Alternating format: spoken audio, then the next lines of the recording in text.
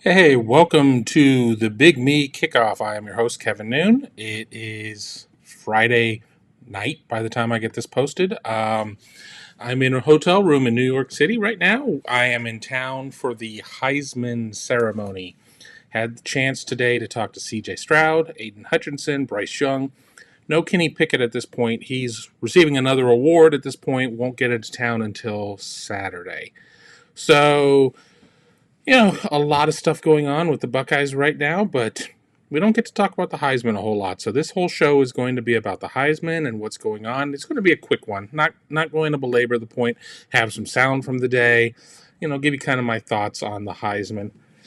It's a long, strange journey for CJ Stroud. Let me just say that because I heard, along with everybody else, after a couple of weeks, CJ isn't the answer. This isn't, where's Kyle McCord? Where's Quinn Ewers? Where's Jack Miller? Well, Quinn Ewers and Jack Miller are now in the transfer portal. Best of luck to them. I don't say that to be ugly. I don't say that to, I just say that as a matter of fact that they're going to their next chapter. So CJ Stroud gutted it out. Not the greatest start. Sat for the Akron game, dealing with the shoulder, and then comes back and has a remarkable season. Now, Ohio State fans will be quick to point out, yeah, but they didn't win the Big Ten. Yeah, they didn't beat Michigan. Yeah, they're not in the college football playoff. Well, that is a team result. And I've said it before, and we'll go back to it again. If you go to the Michigan game, sure, CJ Stroud and his receivers were not on the same page all the time. But CJ Stroud should probably be about the 70th thing on your list of things that went wrong in that game. So you look at CJ Stroud, 17 straight completions against Michigan State, 6 touchdowns in a game against Michigan State in a half. Uh, Ohio State never had a 400-yard passer with 5 touchdown passes and 0 interceptions until CJ Stroud. Oh, by the way, he did it twice this year. So that's not me saying that CJ Stroud walks on water and thunderbolts come shooting out of his eyeballs. I mean, there's a lot of stuff that he needs to work on, and he's the first one to admit it as I adjust my camera. And, so there's a lot to work on. But if he were a finished product at this point as a redshirt freshman, that would be something. He is a top 4 player in the nation, according to the Heisman voters. We'll find out just what they think of him here in 24 hours or so, depending on when this goes up. 8 p.m. is when the ESPN coverage starts, so about 8:50, 8:55, we may know who the Heisman winner is for 2021. Obviously, 3 other players, Bryce Young, Aiden Hutchinson, and Kenny Pickett, round out the rotation. I'm going to bring up a little bit of audio, and for those of you on Buckeye Scoop, you've had the opportunity to see the videos. For those of you who check us out on YouTube, I posted all 3 of the videos raw, but I cut up about 2.5 minutes, give or take, of a couple of quotes from today. And I'm going to do something different. I'm going to run them on here. I'll be up in the window.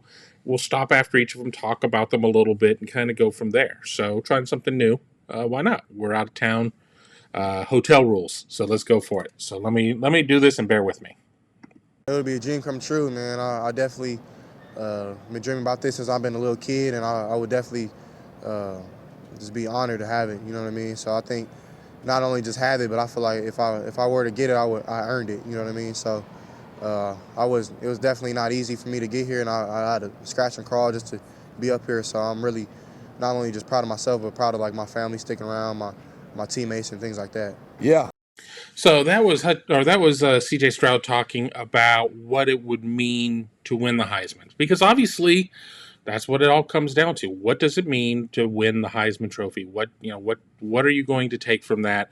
Obviously, it's been a challenge. He's dealt with a lot of stuff this season. Sure, he's had the cheat code of JSN, Garrett Wilson, Chris Olave. I get it.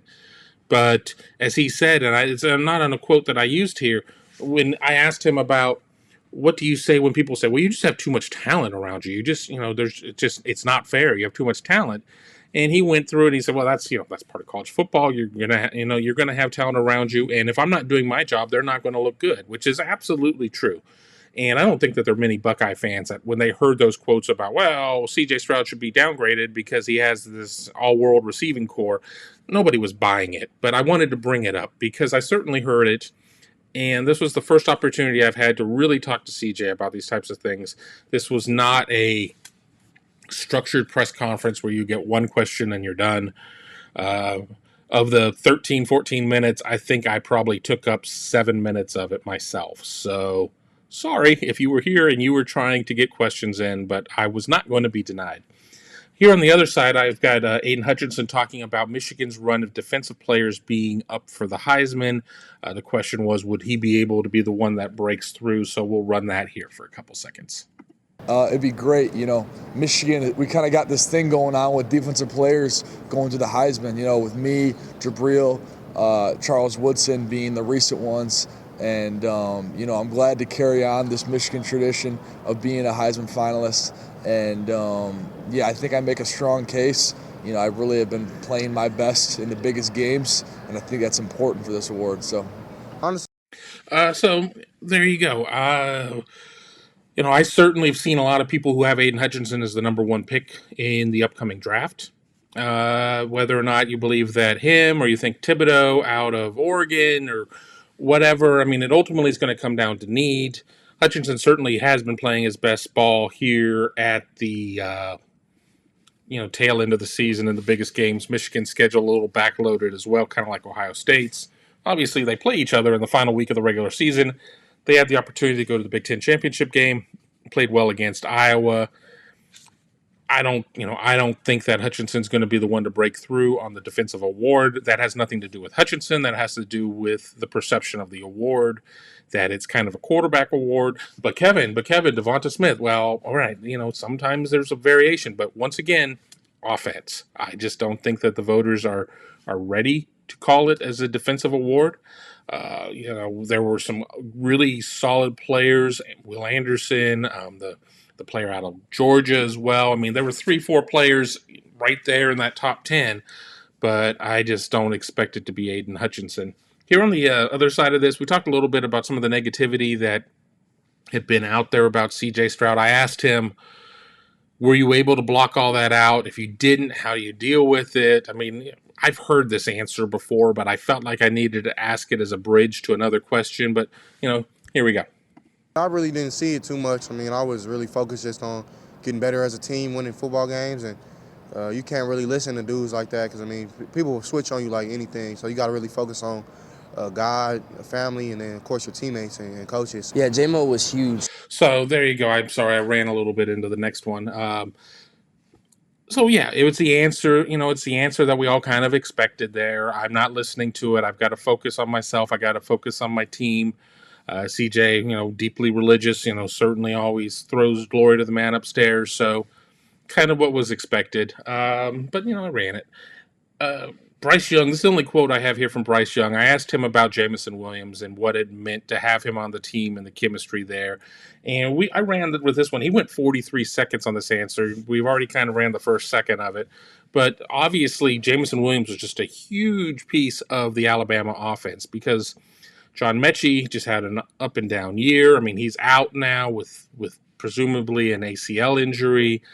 Jameson Williams kind of got robbed from the Blitnikoff Award, in my opinion. But, it is what it is. But we'll let Bryce talk about Jameson. Was huge for us. He's been huge this whole year. For him to come in and, him to come with such a professional mindset. Obviously he didn't have all the time to acclimate as some of the other guys did. He transferred in, but right when he got in, he learned the playbook super well. He was always there to get some extra work, to run routes, whatever it took to make sure that he was prepared. And, a lot of people see all the explosive plays and the big plays and how much he means to us on Saturdays. But even throughout the week, the amount of juice and energy he brings to practice. If there's a moment to where it's a dead practice or we're going against scout, it doesn't matter to him. He's going to be the guy that brings the energy, brings the juice to every practice. He's always contributing on and off the field for us. So he's been huge for us. So there you go. Obviously, Jameson Williams, big piece there. Ohio State fans are going to debate this one to death. Oh, how could you let him get away? Oh, was he the number 4 guy at Ohio State? Well, he was kind of stuck behind Jackson Smith-Njigba, who went for more than 1,100, however many yards this season, had a huge year. Ultimately, with Jameson Williams, the way I see it is he wanted to be the guy, not a guy, as part of it. And Ohio State, under any circumstance, whether or not they moved somebody else out, it was still going to be triplets, and there still were going to be a lot of young guys behind him. So he was able to move to Alabama and make the most of it. Not a big fan of some of the comments that came out about how Ohio State fans dumped him or whatever. No, I don't buy that 1 second. Ohio State fans proudly thump their chest about Joe Burrow. I mean, I'd seen Ohio State fans do the same for Jameson Williams. So I'm skeptical of that. But, again, there can always be some jerks out there, and maybe it's those jerks that are speaking louder than everybody. But there you go. I'm going to run the next two back-to-back. I've got CJ Stroud, talking to him about being here with Aiden Hutchinson and, the Michigan thing. And then on the flip side, Aiden Hutchinson, I asked him about being here with CJ Stroud. So we'll run there for about 30 seconds. Yeah, I mean, it's tough, but I mean, at the end of the day, I mean, we're all human beings here. You know what I'm saying? Football is a game, and I think it's the right thing to do, and it's a professional thing to do is just to leave a game in a game. You know what I'm saying? So he's a great player, but just meeting him now, you can tell he's a great dude. Comes from a great family. So I mean, I have nothing but respect for him and his game. So. Yeah, we've been talking a little bit. It's been cool between me and CJ. We were just talking about the game, walking over here. So, it's all cool. We got a lot of respect for each other. Both being Heisman finalists. I mean, there's nothing but respect. So, yeah, me and CJ are cool. Nah, I ain't going. So there you go. A lot of mutual respect right there. I mean, I don't think anybody was going to be like, oh, he's a total jerk. Oh, he's 10 feet away from me right now. Wouldn't that be something? I mean, that would have been a lot of fun to cover, but that wasn't going to be the case. Ohio State players are still hurt about that game. They saw a lot of opportunity disappear. Michigan's got, the bragging rights at the moment on that. And it is what it is. But a lot of respect from the two of them. Last question, and then I'll be done with this section, and then we can kind of get back to talking.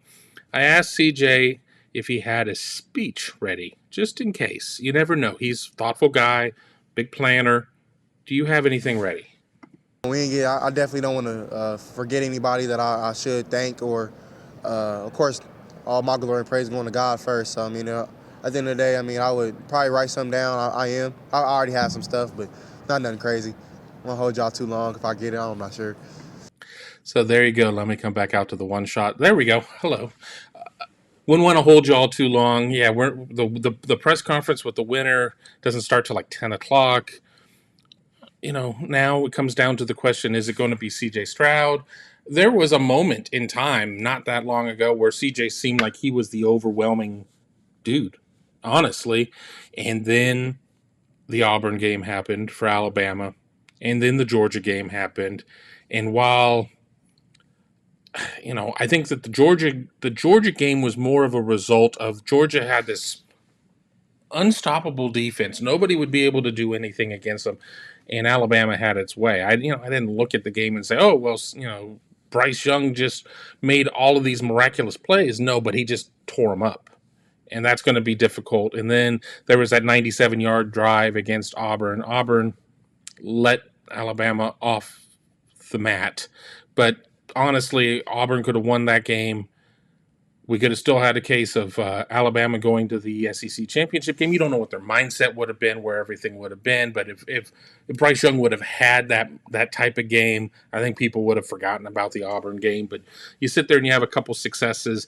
You have the Michigan game for CJ Stroud. I mean, he throws for close to 400 yards, but the team comes up short, isn't able to get it done. And then he doesn't have a Big Ten championship game. So where does he finish? We know he's going to finish top 4.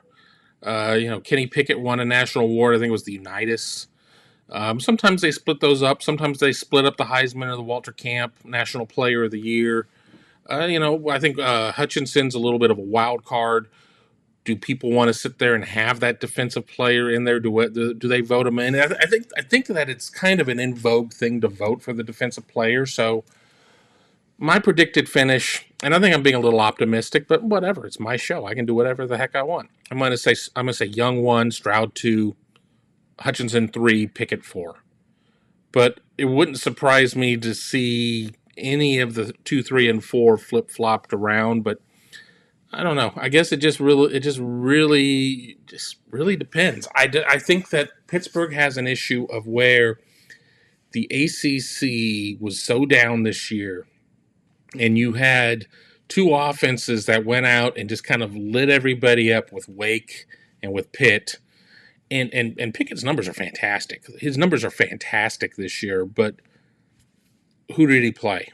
The Hutchinson situation, I still think that they're going to be, the 850 voters for the Heisman. I think there's just a lot of people that just have a hard time voting for a defensive player. So, we'll see. We'll see. Touch on a little other news of the day as well. As we kind of finish up with the Heisman, I want to get this show to about 20 minutes and call it. So I got about 4 minutes here. We found out that Jim Knowles is going to be making $1.9 million a year. We're not that far removed from Gene Smith coming out and saying, we're not ready to get in that $1 million coordinator arms race.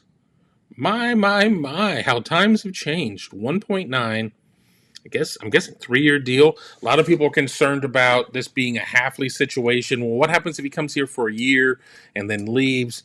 Well, Jim Knowles has been a head coach. He was head coach at Cornell, went back to the coordinator route, did some things like that. So I certainly think that his system isn't going to be something that's just going to be flip a switch on and it's going to be party time. It's going to take a little bit of time to go on. I think this is a couple-year operation to get to that point. I talked to Eli Letterman of the Tulsa World earlier this week here on Big Me Kickoff. Be sure to check it out. He thinks that Knowles could sit there and ride for a while.